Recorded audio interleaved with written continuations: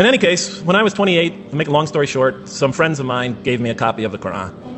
And one night I was sitting in Diamond Heights, my apartment in Diamond Heights in San Francisco. I was working that time at the University of San Francisco. I was 27, 28 at that time, I can't remember. And I ran out of stuff to read, and I took this gift that my friends gave me and I began to read it. And I came to the first verse. Well, I opened the Quran, read the first page, then the second, and then very quickly, in the second surah, about 37 verses into the Quran, I came upon the story of mankind.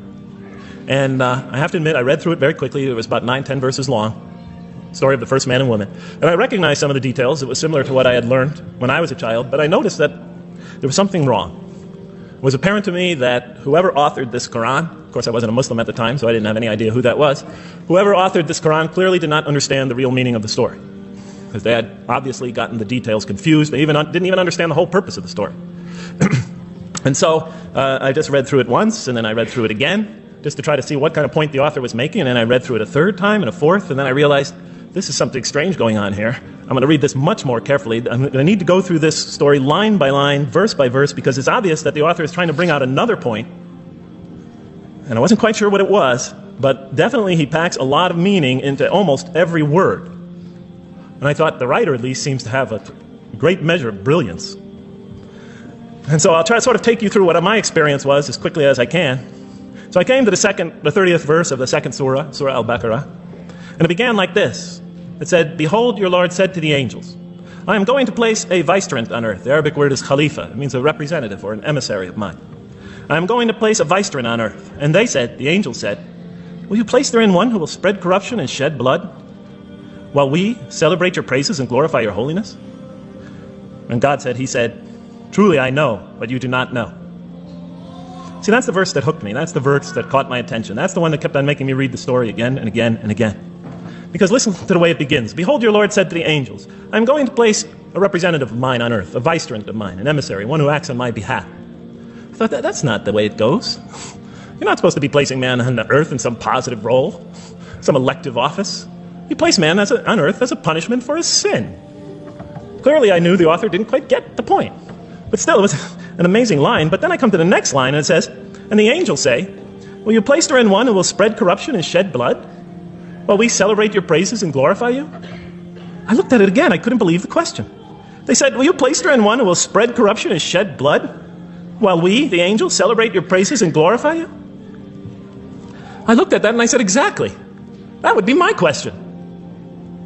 Why would you create this being, supposedly for some positive role, when he's capable of doing tremendous wrongdoing, when he could spread corruption and shed much blood?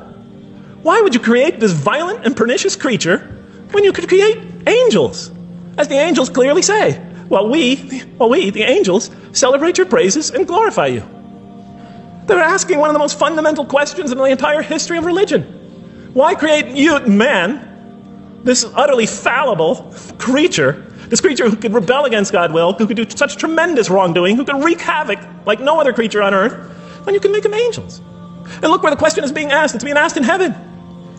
It's almost like saying, look, why don't you just make him angels and be up here in heaven with us, Why don't you just make him angels, pop him into heaven, he's fine.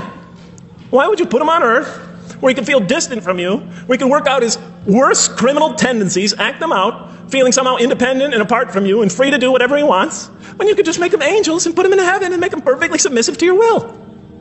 I looked at that question and said, that's my question. I'm not even a single verse into the story of mankind, and there before me I see my question. That whole question, everything that I ever thought, everything that I ever experienced, everything that I ever knew was in that question. It was as if the author took my life and wanted to pick out exactly the right question to humiliate me, to provoke me, to anger me.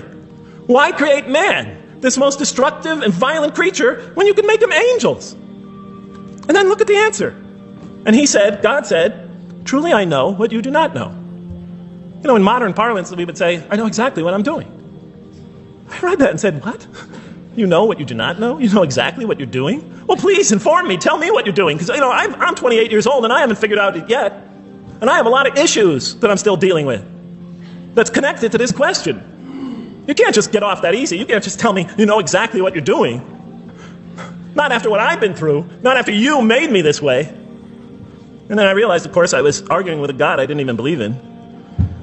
And that would happen several times as I read through the Quran. And sometimes I would just get into so agitated by what I read, I start arguing with this voice that I'm reading before me, that's calling to me.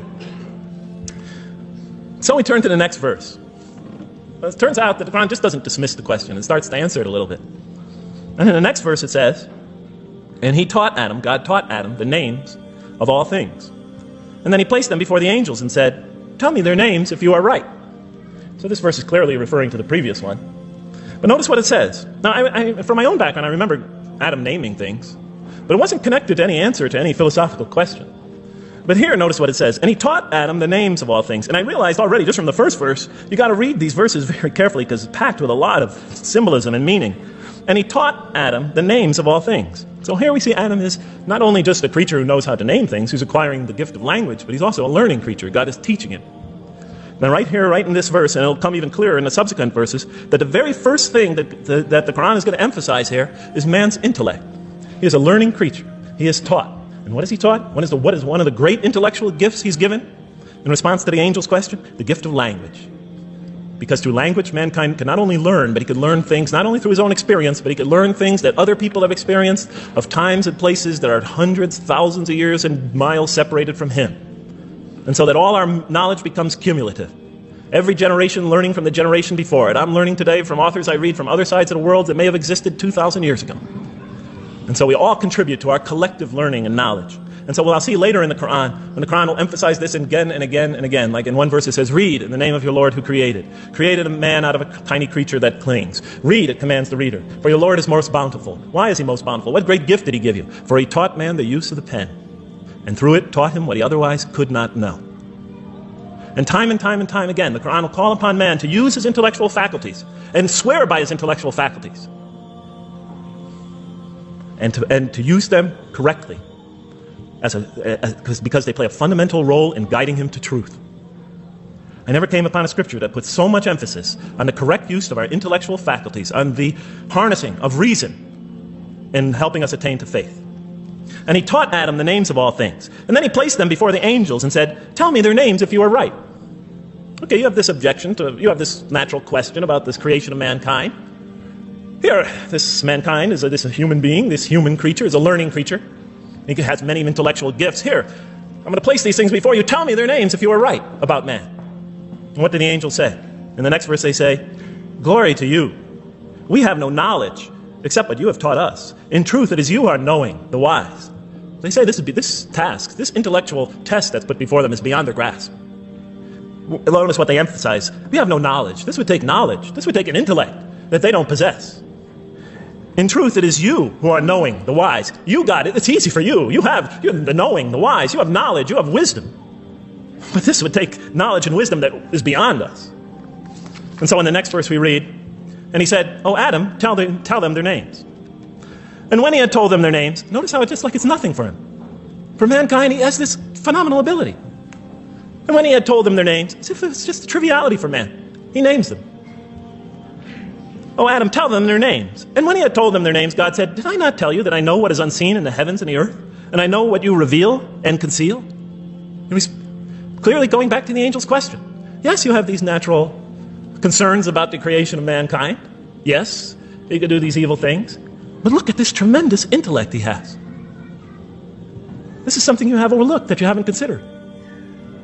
And that's clearly the point of these verses.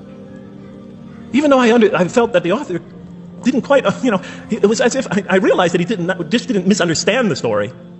He was taking one of the great stories in the history of humankind, one of the fundamental greatest stories in the history of mankind, and molding it and using it as a vehicle for an entirely original message. And God said, did I not tell you that I know what is unseen in the heavens and the earth? And I know what you reveal and what you conceal?